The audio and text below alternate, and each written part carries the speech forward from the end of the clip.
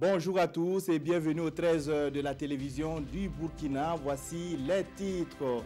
Du matériel biomédical d'une valeur de 200 millions de francs CFA pour le centre médical avec antenne chirurgicale de Zorgo. Un don d'un fils de la localité animé par la volonté d'équiper la structure sanitaire et d'œuvrer pour l'amélioration de la santé des populations.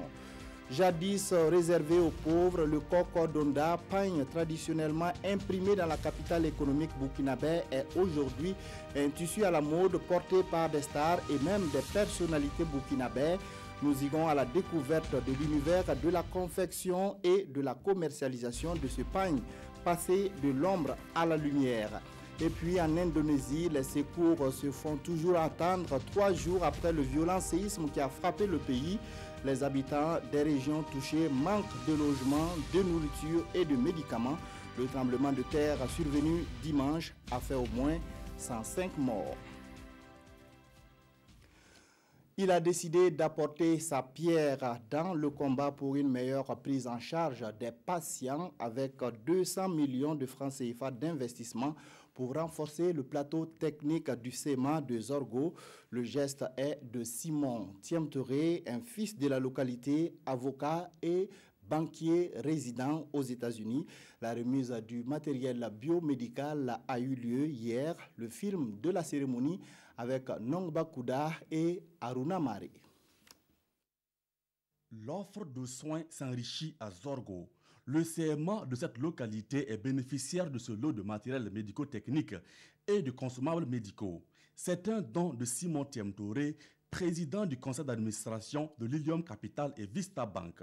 Ce natif de Zorgo réside aux États-Unis. Valeur du geste $500 000, soit environ 250 millions de francs CFA. Connaissant les ressources limitées des braves populations de Zorgo pour accéder aux soins de santé adéquats et lutter contre les infections des voies respiratoires basses, le paludisme, les maladies diarrhéiques et les complications liées aux naissances prématurées, étant au fait de nombreuses priorités du gouvernement, qui, malgré sa bonne volonté, ne peut que consacrer en moyenne que 5% du PIB, soit $82 par tête d'habitant, à la santé, ainsi que des conditions parfois difficiles dans lesquelles le personnel de la santé travaille, nous nous sommes engagés à apporter notre contribution pour soulager les douleurs des populations à travers ces dons et aides multiformes dans le cadre de la mise en œuvre de notre responsabilité sociale d'entreprise.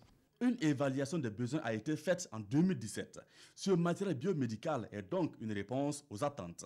Ce don est le fruit d'une réflexion collective approfondie, née d'une compréhension remarquable des enjeux du Programme national de développement économique et social dans son axe 2 qui concerne le développement du capital humain et qui vise en son premier point rendre des soins de qualité accessibles à tous les Burkinabés où qu'ils vivent. Le CMA de Zorgo a évacué près de 600 patients en 2017. Plus de 400 césariennes ont été pratiquées à la même année. Après Zorgo, Lilium Capital et Vista Bank comptent apporter un appui matériel aux forces de défense et de sécurité. La firme compte s'implanter au Burkina. Un mot de la campagne agricole et là, nous prenons la direction de la Kossi dans cette province de la région de la boucle du Mouroun. La campagne se présente bien malgré un début un peu tardif. Actuellement, les spéculations pour ce qui concerne les céréales sont au stade de montaison et de ramification pour les légumineuses. Les producteurs sont satisfaits et optimistes. Lassina Ouattara, Karim Ouedraogo. Dans la plupart des localités de cette province, la campagne agricole humide 2018-2019 a débuté dans la dernière décade du mois de juin. Ici, à Koudougou, Thomas Fao exploite un champ de plus de 20 hectares. Cette année, j'ai fait la pastèque, 3 hectares, et variété Kaolak. Puis j'ai fait maïs SR21, 7 hectares. Je compte faire sésame jusqu'à 10 hectares. Et puis arachide, 2 hectares. Nébé, 1 hectare. Et c'est ici qu'il compte semer son sésame les jours à venir. Pour lui, la campagne agricole est prometteuse. Si ça continue comme ça, en tout cas, je sais qu'on va bien récolter cette année. Et je compte récolter 7 tonnes à l'hectare cette année. Voilà, grâce à Dieu. Autre lieu, même constat. Ici à Nouna, il ne reste que le sésame à semer dans ce champ. Au début de la saison hivernage, on a commencé à cultiver le mil et le maïs. Maintenant, c'est du sésame qu'on veut s'aimer. Ça vaut les 2 hectares comme ça. Dans la province de la Kossi en général, malgré le retard et les attaques de chenilles en début de saison, les cultures présentent une bonne physionomie. Et nous avons pu observer au début quelques séquences sèches qui avaient retardé un peu les préparations des sols. La province a connu la présence de la chenille légionnaire d'automne cette année. Elle s'est manifestée dans 4 communes, notamment les communes de Bourasso, de Dokui, de Nouna et de Sonon. C'est essentiellement les communes où la production du maïs est assez développée. Et la situation actuellement n'est pas alarmante, mais au regard de la spécificité de cet insecte, parce que c'est un insecte assez ravageur, et les producteurs avec lesquels nous avons échangé jusque-là, les traitements que nous avons pu recommander ont eu des résultats en tout cas très concluants. Mais malgré ça, on remarque quand même une bonne physionomie des cultures. Cela est dû au fait qu'il y a eu une bonne répartition de la pluie. Concernant l'appui de l'État, les producteurs de la province de la Kossi ont bénéficié de 229 tonnes d'engrais chimiques, 142 000 tonnes de semences, toutes spéculations confondues, et des matériels agricoles cette année. Depuis le 19 juillet, elle sillonne les différentes régions du Burkina pour des séances d'information et de sensibilisation des entreprises. La caravane d'appui de la Chambre de commerce et d'industrie du Burkina Faso, qui a aussi présenté aux entrepreneurs les outils et les moyens de financement des entreprises, est à l'étape de Ouagadougou, occasion de faire le bilan de la tournée et de parler des perspectives. Yacouba Gamene, Iniwalkoy, Janine Kambire. Ouagadougou constitue le point de chute de la caravane d'appui aux entreprises initiée par la Chambre de commerce et d'industrie du Burkina depuis le 19 juillet au profit des 13 régions du pays. Une tournée d'information et de sensibilisation à l'endroit des entrepreneurs avec au programme des consultations juridiques, des matinées fiscales et une présentation des outils et moyens de financement des entreprises. Dans les 12 régions qu'on a sillonnées, ça a été un engouement terrible. Un engouement terrible parce que les gens disent qu'ils sont satisfaits de notre tournée. L'opérateur économique et les impôts ne sont pas des ennemis. Ils sont partenaires. Il faut travailler, il faut expliquer, il faut que le commerçant soit informé. Il faut quitter dans l'informel, aller au formel. Le bilan qu'on peut très rapidement dire, c'est un bilan positif. La présente caravane se veut la démonstration d'une synergie d'action entre l'administration publique, l'ordre des avocats et les structures d'appui et de financement du secteur privé. Pour le développement d'un pays, d'une région, d'une localité, quelle que soit sa dimension, et il faut des opérateurs économiques, il faut que l'économie de cette localité soit une économie performante. Et je pense que c'est cet objectif que la Chambre de commerce vise en organisant justement cette caravane. Cette caravane vise à terme la promotion des dispositifs d'appui au secteur privé afin de minimiser les difficultés liées au manque de financement. L'objectif est de bâtir une économie solide et prospère au Burkina. L'ARCEP, l'autorité de régulation des communications électroniques, s'ouvre aux journalistes de Bobo Dioulasso. La composition, le fonctionnement et les domaines de compétences de la structure ont été présentés aux hommes de médias au cours d'une session de formation. Objectif, faire mieux comprendre et connaître l'ARCEP aux populations par le prisme des médias. Martin Zerbo, Richard Savadogo. Pour promouvoir ses attributs et avoir une meilleure visibilité, l'ARCEP, l'autorité de régulation des communications et des postes, joue la carte de la formation. Une formation au profit des hommes et femmes des médias. Durant 3 jours, ces journalistes vont acquérir des notions pour ensuite être des relais auprès des populations. Que beaucoup de gens ignorent. On a beaucoup de spécialistes qui parlent souvent de ces questions sans avoir justement les tenants et les aboutissants. C'est un secteur qui est hautement en tout cas très organisé, avec des règles et des principes qu'il est important d'échanger. Les journalistes sont en contact avec les populations, qui connaissent les réalités aussi des populations. Il s'agit pour nous aussi de recueillir ces préoccupations pour qu'ensemble, nous voyons comment donc travailler main en main afin de pouvoir satisfaire au final le consommateur. Au cours de cette formation, en plus des journalistes, l'ARCEP bénéficie du soutien du gouvernement. Un gouvernement qui se dit prêt à aider la structure à relever les défis du moment. Alors il est important que les acteurs connaissent les rôles de chacun, que quand on parle par exemple de cahier de charges imposés aux médias, plutôt aux téléphonies, aux opérateurs, quels sont ces cahiers de charges-là? Pourquoi l'ARCEP dit que c'est respecté quand les populations ont des difficultés pour communiquer?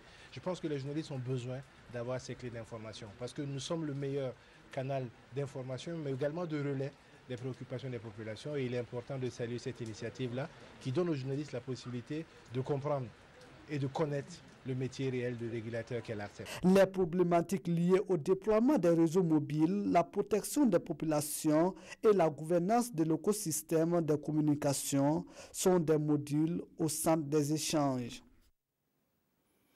On reste à Bobo-Dioulasso, quartier général de la confection du pain Koko Donda. Il y a de plus en plus de l'engouement autour de ce pain encore ignoré il y a quelques années. Valorisé depuis peu par des stylistes, le Koko Donda se vend bien sur la place du marché. À Bobo-Dioulasso, justement, les teinturiers ne manquent pas d'imagination dans la création des motifs. Le constat avec Drissa Traoré et Kadou Romenki. Le pagne culturel Koko Donda se taille une place de choix sur le marché bobolais. Dans ce couloir, le Koko Donda s'exprime dans toute sa diversité. On peut voir différentes couleurs, de qualités différentes, des motifs variés, du Koko Donda en basin. Bref, les teinturiers du Koko Donda ne manquent pas de créativité. C'est une originalité qui ne rate pas la cible. Moi, j'en ai plus de 3 ou 4 qualités chez moi à la maison. Quand tu portes, tu es fier de toi parce que c'est votre pays même qui a fait leur fierté en créant ça. Donc quand tu portes, même toi-même en maçon, tu es content avec ça même. C'est ce matin en passant que j'ai vu qu'ils ont un peu innové. J'ai vu qu'il y avait du Koko Donda mais sous une autre forme. C'était en basin. Donc ça m'a attiré. Et j'ai dit, bon, je vais rentrer, jeter un coup d'œil, voir si le prix est abordable, on va acheter. Voilà. Et le prix est comment? Bon, je trouve que 3 000 francs, les 2 pains, bon, je trouve que c'est bon. Vu l'innovation et l'effort qui a été fait, bon, c'est abordable. Vous le payez pour combien? Bon, environ 40 000 ou 30 000 comme ça. Pour envoyer ça à ma mère qui est à Tougan. Elle profite pour vendre ça là-bas. Il me dit en tout cas que ça marche bien. Voilà, donc elle m'a demandé de venir choisir le couleur des garçons. Il y a des hommes qui préfèrent ça. Le Koko Donda a de beaux jours devant lui et les commerçantes du grand marché de Bobo-Dioulasso ne diront pas le contraire. Le marché va bien. Auparavant, on pouvait vendre 100 paires et même plus que ça par jour. Mais maintenant, le marché va au ralenti avec la saison pluvieuse. On vend 20 à 30 paires par jour, souvent rien même. En ce moment, le Koko Donda est à la mode à Bobo-Dioulasso et c'est plus payé que les autres pains. On prie Dieu que ça continue ainsi. On peut vendre 200, 100 paires par jour parce que les gens aiment Koko Donda. Les gens aiment ça. Le Koko Donda chinois est carrément différent de celui traditionnel et ne saurait en aucune manière duper la clientèle. De la chance, certains en ont dans la vie, quelques numéros choisis et quelques francs CFA investis et les voici millionnaires. La LONAB a procédé hier à la remise de 2 lots aux gagnants. Valeur cumulée des 2 lots, plus de 178 millions de francs CFA. Issa Kafando, Moumouni Soubeiga. La LONAB, la Loterie nationale du Burkina, fait encore des heureux gagnants. Ousmane Zango, instituteur de profession, reçoit ici le premier prix avec un montant de plus de 89 240 000 francs CFA pour avoir déboursé la somme de 7 200 francs. Ibrahim Sanfo, deuxième lauréat, étudiant de son état, quant à lui, reçoit plus de 89 160 000 francs CFA. Il a déboursé la somme de 600 francs CFA. Tous reçoivent ici les félicitations et les conseils du directeur général de la LONAB. Le premier responsable de la nationale des jeux du hasard les invite à utiliser ces gains à bon escient. Nous leur souhaitons d'en faire un bon usage. S'il y a un gain de ce niveau, le pays gagne toujours quand c'est bien utilisé, parce que ça va aboutir à la création d'emplois, ça va aboutir à donner un coup de pouce, si petit soit-il, à l'économie du pays. Ce sont au total 178 millions de francs CFA qui sont remis aux deux parieurs ce 7 août. Je vous le disais, en titre, en Indonésie, les populations touchées par le séisme attendent toujours des secours, les logements, les médicaments et les autres besoins fondamentaux, en tout cas, manquent à ces populations qui ont été touchées par ce tremblement de terre qui a fait 105 morts dimanche. Le séisme a durement frappé le village de Kayangan, situé au nord de l'île indonésienne de Lombok. Ici, 40 personnes auraient perdu la vie. Certains habitants ont commencé à déblayer les décombres tout seuls, car l'aide n'était toujours pas arrivée jusqu'à eux ce mardi. Les villageois ont besoin de nourriture, d'eau potable et de médicaments. Tout a disparu. Qu'allez-vous faire ? Je ne sais pas, mais ce dont nous avons besoin, c'est de l'aide. L'aide n'est pas encore arrivée, elle a été envoyée dans des villages plus bas. Les gens ont tout pris et ici, nous n'avons rien. Comment faites-vous pour manger? On mange ce qu'on trouve. Le tremblement de terre de magnitude 6,9 sur l'échelle de Richter, survenu dimanche soir, a également impacté les îles voisines de Lombok, comme celle de Nusa Tenggara. Les personnes qui ont fui, dont certaines restent traumatisées, se sont regroupées dans des campements comme celui-ci. Nous pouvons encore sentir les répliques la nuit, comme ça a été le cas lundi soir. C'est pour ça que nous devons rester vigilants. Plus de 70 000 personnes seraient aujourd'hui sans abri. Depuis le séisme qui a fait une centaine de morts et plus de 200 blessés, les secouristes sont toujours à pied d'œuvre. Leur travail est parfois récompensé avec la découverte d'un ou d'une survivante, comme cette jeune femme qui a pu être extraite difficilement des décombres. Nous avons essayé de dégager un accès à plusieurs reprises, mais c'était compliqué à cause notamment d'un réfrigérateur. Une fois l'accès dégagé, on a entendu une voix. Dans ce village de Lombok, où la mosquée s'est effondrée en pleine prière du soir, cet homme en pleurs a pu être retrouvé lundi. Il est désormais en sécurité. D'autres fidèles seraient toujours sous les décombres. Et puis à 42 ans, Iván Duque devient le plus jeune président de la Colombie. L'avocat et ancien sénateur a prêté serment hier mardi.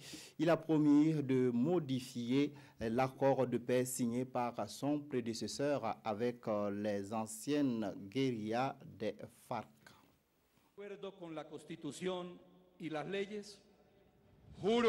Je jure par Dieu et devant le peuple colombien de défendre la Constitution et les lois de la Colombie.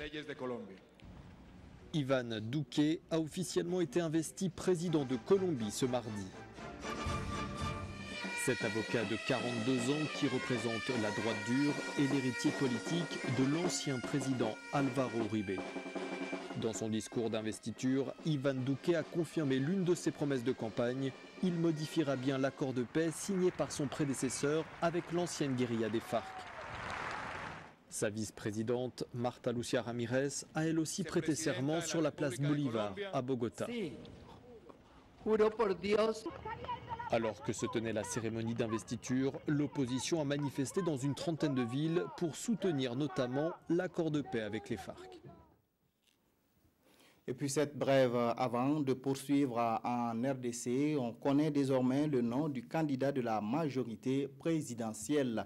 Il s'agit de Emmanuel Ramazani Chadari. Il a été nommé aujourd'hui pour concourir à l'élection du 23 décembre prochain.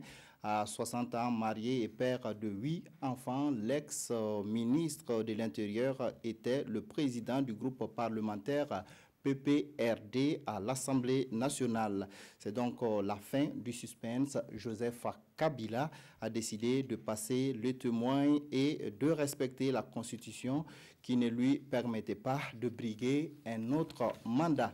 Et puis, sachez également que l'ex-première dame de Côte d'Ivoire, Simone Gbagbo, a été remise en liberté aujourd'hui après l'amnistie décrétée par le président Alassane Ouattara. Ces deux sujets, justement, l'amnistie accordée à Simone Gbagbo et la situation en République démocratique du Congo sont largement commentés par l'apparition du jour. La revue de presse est signée Evelyne Dabiré. Grâce présidentielle pour Simone Gbagbo, c'était le 6 août dernier, à la veille du 58e anniversaire de la Côte d'Ivoire, rapporte l'Express du Faso. 800 partisans du régime Gbagbo en exil ou en prison ont bénéficié de la grâce présidentielle, explique le quotidien. Quelle mouche a bien pu piquer Ado, s'interroge Sidoya. Une mouche bienfaitrice, répond dans la foulée le quotidien d'État. C'est plutôt une volonté de décrispation politique, analyse le quotidien, qui pense que c'est un pas du régime en place dans le sens de la réconciliation. Mais le quotidien reste dubitatif et se demande si l'opposition s'en satisfera. Dans tous les cas, Ado aura fait sa part de chemin vers la réconciliation, constate le pays. Ce journal s'inquiète néanmoins. Il ne faudra pas qu'une fois sortis de prison, certains partisans à la rancune tenace travaillent à la négation de l'autre. L'observateur Palga, quant à lui, imagine déjà Simone Gbagbo vouloir reconstruire et prendre la direction du parti qu'elle avait bâti avec son mari en vue des élections à venir. Trêve de commentaires, affirme son avocat dans Aujourd'hui au Faso. La priorité de Simone Gbagbo est de retrouver sa famille. C'est, au final, un courage politique de Ado qu'il faut saluer, conclut l'Express du Faso. Autre actualité analysée par vos quotidiens, la situation politique en RDC. C'est ce 8 août que prend fin le dépôt de candidature à la présidentielle au Congo, informe Aujourd'hui au Faso. Si les candidats de la coalition anti-Kabila sont déjà connus, du côté présidentiel, rien ne filtre, explique ce journal. Et il faudra donc attendre jusqu'au bout, relève l'observateur Palga qui s'interroge. Qui donc de la présidence fera face à Tshisekedi, Bemba et autres? Kabila aura-t-il cure des appels et autres jérémiades des défenseurs de la démocratie? S'interroge le pays qui trouve réponse à sa question. Connaissant l'homme, cette hypothèse, si elle se réalisait, relèverait d'un miracle, conclut ce journal. Voilà qui met fin à cette édition. Merci de votre fidélité. Restez en compagnie de nos programmes.